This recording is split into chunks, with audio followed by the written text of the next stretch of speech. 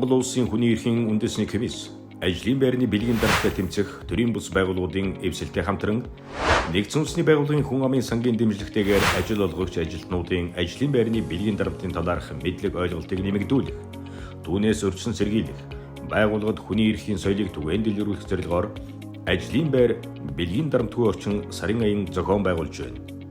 Ажил олгогч та ажлын байранда бэлгийн дарамтаас өрчсөн сэргийлэх, тасан зогсоох, гарсан гомдлыг шийдвэрлэх үүргийг хөдөлмөрийн хуулиар хүлээсэн.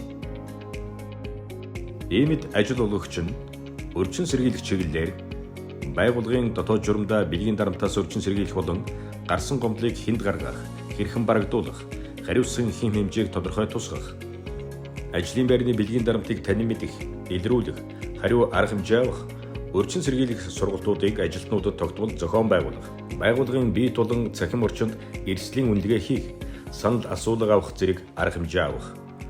Тасан зогсоох чиглэлээр ажлын байрны бэлгийн дарамтад өртсөн гэх мэдээллийг хүлээн авах албан тушаалтан нэгжийг томилох, гомдлын дагуу тасан зогсоох арга хэмжээ авах, гомдлыг шийдвэрлэх, гомдлын үнэн бодитойг шалгах, буруутай этгээдэд хариуцлага тооцох, энэ талаар холбогдох байгууллагад мэдээлэх, хохирогчийн ажлын байрыг хадгалах, шаардлагатай сэтгэл зүйн болон эрүүл мэндийн тусламж авах боломжоор хангах, гомдлыг хянан шийдвэрлэх явцад илэрсэн хувь хүний нууцыг хадгалах. Ажил олгогч та хүний эрхийн үндэсний комиссийн 7222 эсвэл www.nhrcm.gov.mn хаягаар хандаж зөвлөгөө мэдээлэл авч бидний энд нэгхийг уриалж байна. Ажлын байран дахь бэлгийн дарамт нь хүний эрхийн ноцтой зөрчил юм. Та үнийг мэдээснээр бусдын эрхийг хамгаалах, цаашлаад хүчирхийллийг тасан зогсооно.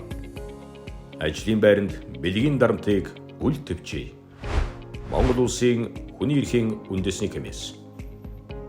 Ажлын байрны бэлгийн дарамттай тэмцэх төрийн бус байгууллагуудын эвсэл.